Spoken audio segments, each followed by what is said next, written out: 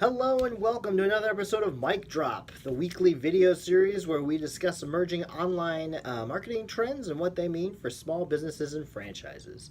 I'm Mike Peters, online media director for J Miller Marketing, 16-year advertising veteran in the online space, and your host. Today's topic, I got my note cards back. It's the top 10 ways you can tell your agency doesn't know what they are doing.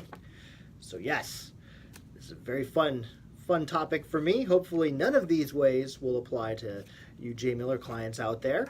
But these are some of the things I have seen in the past working with clients who have come from other agencies, hearing about horror stories within the industry about those kind of charlatan agencies. And so we gathered the top 10 ways you can tell that agency you're working with or thinking of working with doesn't really know what's going on, as you probably avoid them. So number one, your campaigns are the same they are now than they were when you started working with them. So especially in the online space, things change very quickly. And so if you are still running the paid search campaign that you set up in 2015 with the same keywords and the same ad copy and the same settings, you are behind the game, my friend. There have literally been hundreds, if not thousands, of changes that Google has implemented across their advertising platform that you need to be making sure that your campaigns are getting updated with to make sure you're getting the benefits of all the latest and greatest technology that comes from Google. So if those campaigns aren't getting updated on a regular basis, you are behind the times and your agency doesn't know what they're doing. Another sign that you can tell that your agency doesn't know what they're doing, they have set up one campaign and one ad group and then all of your keywords. I see this all the time when I'm looking at, when I'm auditing potential clients' paid search campaigns. When I log into they give me access to their AdWords and I see the campaign and it's one campaign, one ad group, and then thousands of keywords. That is not good, my friends. Not at all. Especially if it's like the campaign is called Campaign 1, ad group's called Ad Group 1. That just means they didn't do anything when they were setting up the campaign. They literally left it to all of the Google defaults. So the correct way to organize those things is to organize your campaigns based off of your products or services. Within those, breaking out ad groups into more refinements, into like specific products that you do instead of categories. The benefit of this kind of arrangement is that you can A, control the spend, what is spending your money, and B, you can write ad copy that speaks specifically to those related keywords. Rather than having hundreds, if not thousands of keywords in one ad group, having one ad that couldn't possibly talk to all of those keywords, you want to break it out. And so when you have one campaign, one ad group, or maybe two campaigns and a couple ad groups, it's bad times because that means your account is not set up to do the best it can. Number three, targeting broadly for no reason. One of the best things about digital advertising is we can target very, very specifically. There is no need to target the entire state or the entire DMA. If you are a local business, you just need to target the area around your store. There is no reason that you should be targeting the entire city. You can target down to, in Google, you can target down to a quarter or a half of a mile. In Facebook, I think it's down to the same thing. And then we have our own geofencing product here at J Miller called Chrysalis. We can target down to 5 meters. The difference of that is crazy. Like, why target the entire city when you just want to reach somebody who goes to the mall a lot? Target that mall. With our product, our geofencing product, not only can we target that mall, we could target a specific kiosk in the middle of the mall in the food court and just hit the people that go to that kiosk. That's the kind of crazy targeting you can do in digital. So if they're targeting an entire swath of people, an entire geographic region, no need you should be doing that. That is complete, that's a lot of wasted impressions, and so more targeting the better. If you never hear your agency mention the word test, if they're not talking about things they are testing, or a test they ran, or a test they are planning on running, something that they're trying to see which performs better, you are working with an agency that doesn't know what they're doing. That's the only way we can figure out how to that's the only way we can improve campaigns is through testing. The chances of us setting up your campaign 100% correct, the most efficient way possible, right from the get-go, Not very high, not very likely. And so we do lots of tests. We're always testing things to see what performs better. I'm not saying all of our tests are successful, but all of our tests do give us some learning that we can apply to our future campaigns, whether to do it again or not do it anymore because it doesn't work. And so if your agency is not actively testing things, that means they don't know what they are doing. If you mention tracking to them and they just give you a blank stare, they don't know what they're doing. Tracking is very important in any digital campaign, and tracking can be as simple as setting up Google Analytics, and it can be as difficult as setting up a Google Tag Manager and applying third-party tags and triggers and events. It can get really, really complicated, but the benefit of all this tracking is that we can tell how our campaigns are doing. All of those tests that we're supposed to be running, the tracking enabled will allow us to see if those tests do well or if they don't do well. And so if your agency doesn't know anything about tracking or doesn't seem to care about tracking, if they don't know their way around Google Tag Manager, or they don't know their way around JavaScripting and cutting and pasting codes into your site, then you are in trouble because you are working with an agency that doesn't know what they are doing.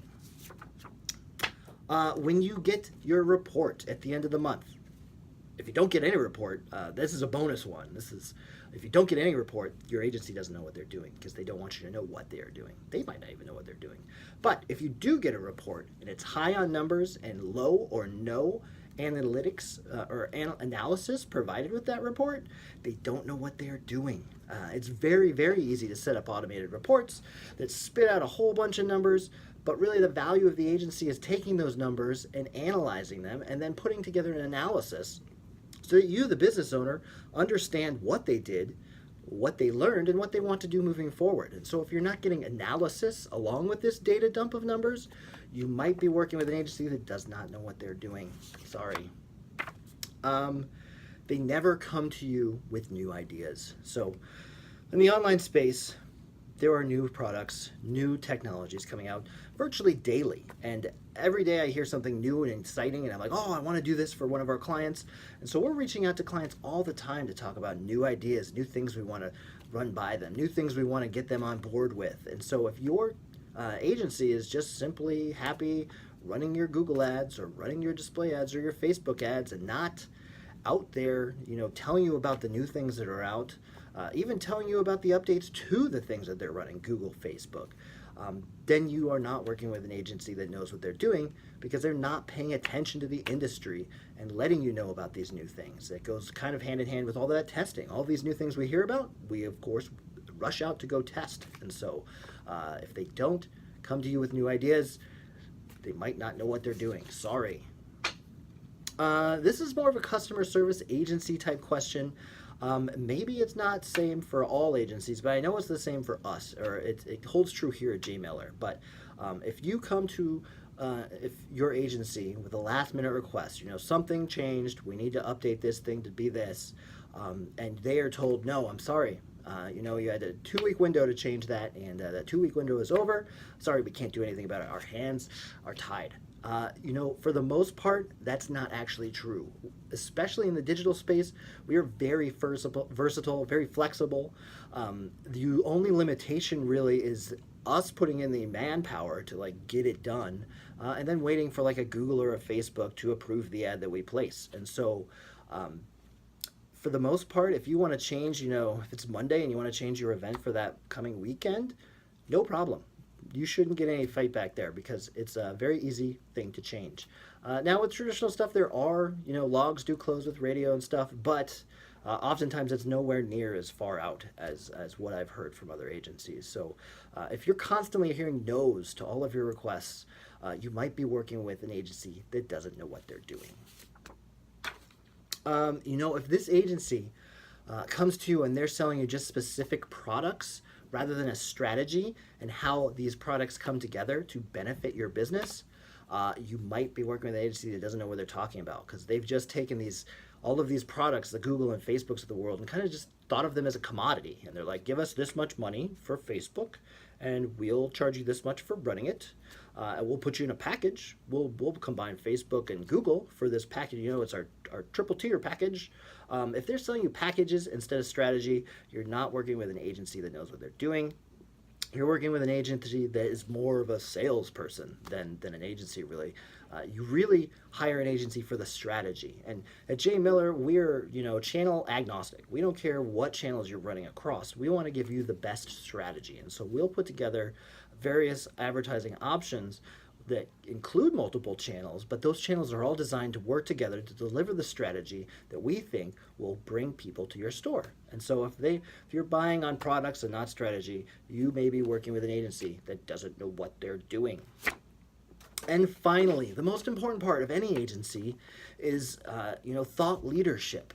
If your agency isn't out there, actively talking about this stuff that's happening in the industry, if they don't have a blog, if they're not putting out awesome web videos like this very video you're watching, they don't show that they're really interested in continuing that education in the space, you might be working with an agency that doesn't know what they're doing, because everything changes all the time in the advertising industry. And if you're not trying to stay ahead of that and try to integrate all these new things, if you're not constantly trying to learn and learn more, you're not going to do well in this space, and you're not going to be able to put together great strategies for clients if you don't know what's out there and what's coming. And so if they don't have any sort of investment in continuing education, if they're not out there providing that thought leadership, you may be working with an agency that doesn't know what they are doing.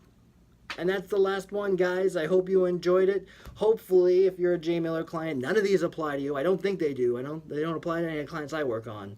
And if you work with an agency that some of these or all of these apply to, how about you give us a call? We'll be happy to talk to you, put together a nice custom plan and kind of explain all the stuff that J. Miller puts behind our advertising that really takes it the extra mile. So hope you enjoyed. Thanks for watching. Subscribe, comment, like, share, do all that stuff on the social sphere that I don't really see when I put these out there. But one day, we're going to hit that breaking point. So thanks for watching, guys. Have a good one. Consider this mic dropped.